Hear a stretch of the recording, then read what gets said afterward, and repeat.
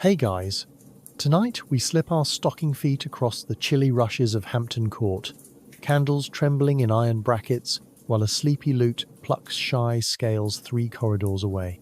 You cradle a goblet of steaming hippocras and feel cinnamon sting your nose as the tapestry lions overhead lean forward, hungry for scandal. Keep in mind, you probably will not survive this Tudor circus if you march up to the king and ask why his doublet keeps needing extra velvet panels. So, before you get comfortable, take a moment to like the video and subscribe, but only if you genuinely enjoy what I do here. Tell me where in the world you are listening from and what time the clock says on your bedside table. Now, dim the lights, maybe turn on a fan for that soft background hum, and let's ease into tonight's journey together. You stand in the Great Hall as Anne Boleyn, newly returned from the French court. Rosewater clings to your fingertips and the French hood perched on your dark hair tilts at a daring angle that whispers foreign glamour. Each curtsy you give contains careful restraint, yet inside you count allies, weigh enemies, and map exits. Court ladies wrapped in thick English wool stare as though you have smuggled a comet beneath your silk. A greyhound charges after a pigeon. You sidestep with practiced grace, and a ripple of laughter sweeps the gallery. First impression delivered, the game begins. Drums shake the tilt-yard. Henry VIII thunders past on a chestnut stallion, lance lowered, armour flaring like sunrise on steel. When his opponent's spear splinters, Henry lifts his visor and smiles wide enough to defrost the Thames. You lower your eyes for 2 heartbeats to show modesty, then raise them just enough to set curiosity buzzing in the king's veins. A page sprints off to deliver whispers, and courtiers lean closer to one another as rumours sprout faster than mushrooms in rain. Banquets bloom like midsummer roses. Platters of peacock arrive wearing their own feathers.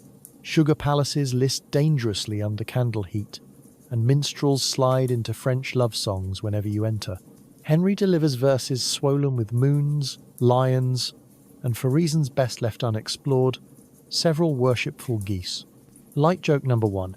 You show a stanza to your sister Mary and observe that if affection were measured in poultry metaphors, the king already manages the grandest coup in Europe.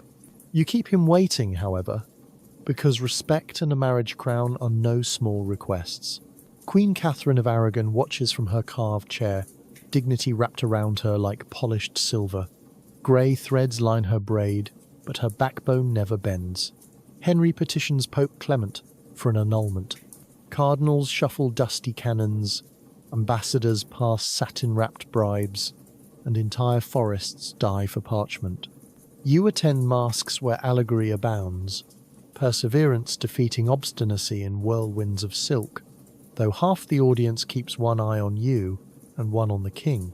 Mainstream fact: in 1534, Parliament passes the Act of Supremacy, severing England from Rome and making Henry head of the church. Reform at the price of romance.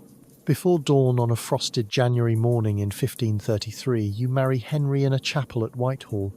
Archbishop Cranmer's hands tremble while blessing the vows, because a living queen still sleeps in another wing. Weeks later, your belly swells. Summer brings coronation. Barges dressed in cloth of gold drift down the Thames. Trumpets clash with church bells, and barrels of ale line the banks for cheering crowds. Remember that pearl-face paste you once favoured in Paris. Today you wear real pearls stitched into every seam. Light joke number 2.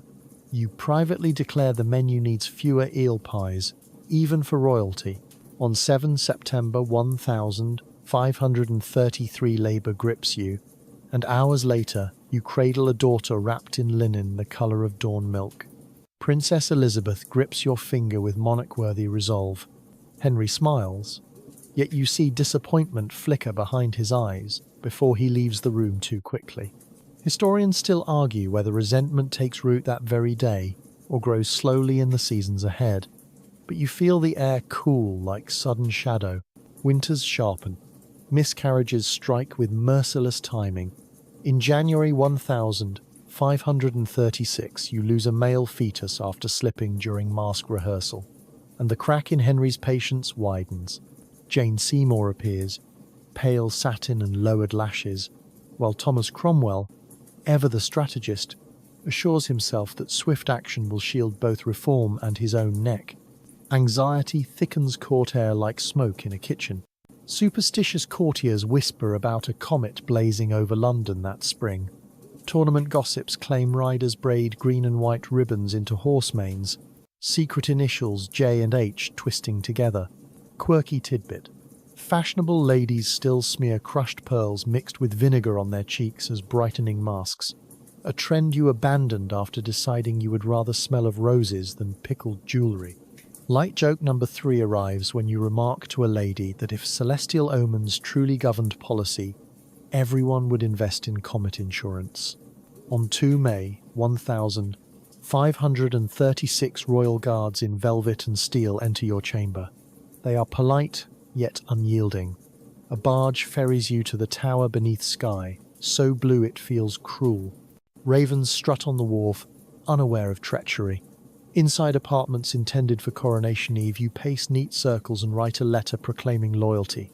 Scholars debate that letter's authenticity, some trusting the pen strokes, others suspecting clever forgery.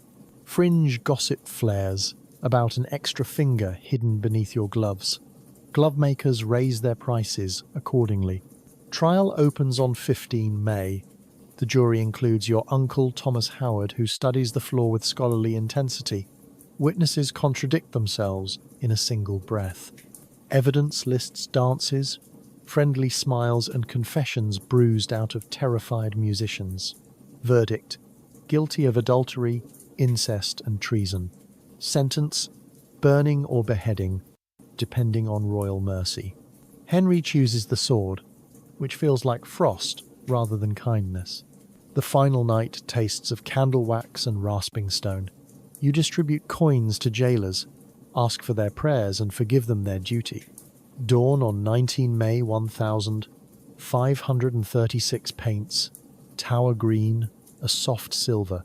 You wear dove-grey damask, crimson kirtle beneath, ermine at your collar. 5 ladies follow, weaving grief into every step. On the scaffold you praise Henry as a good and gentle prince, words grainy yet unbroken. You think, with wry echo, of those absurd goose poems, then tuck your skirts, kneel and steady your breathing. The French swordsman hides his blade behind his back, calls for an assistant, and when your eyes follow the feigned distraction, steel flashes, a cannon booms, announcing that the story has closed its bloody chapter. The world slows now. Mist curls around the battlements and smudges the hard lines of the tower until it resembles chalk drawn on slate. Barges glide along the Thames, oars dipping in a rhythm steady as breath. Seagulls spiral upward, pale grey against quiet sky, their calls thinning into distant chimes. Beyond the city meadowland unfolds like a patchwork quilt, dew crowning each blade with soft diamonds. Hawthorn perfumes the air, sweeping away incense and tension. Footsteps that once clattered over marble echo only inside memory. Silk whispers, molten trumpets, comet rumours and glove jokes fold themselves like costumes after a play. All that remains is birdsong, the hush of tide against timber and the brush of wind through budding branches. An owl reluctant to surrender night offers one last whoo before sparrows take the stage. Your breath synchronizes with the river, long, slow and patient. Muscles loosen, thoughts drift like feathers across still water. Picture yourself placing every lingering worry political plots, courtroom accusations, broken Valsanto the Thames. The current accepts them and carries them under stone arches toward open sea where salt and time will wear down each edge until only stories remain. There is only the cool of linen against your cheek, the gentle hum of the fan, and the comforting truth that history cannot reach across centuries to disturb your rest. Eyelids lower, shoulders sink, jaw unclenches. Silence deepens, layering itself through the room like velvet, growing thicker stitch by stitch. A mild breeze touches your arm, singing a lullaby older than any dynasty, promising safety and soft dreams. Sleep comes forward, steady and sure, takes your hand, and leads you away.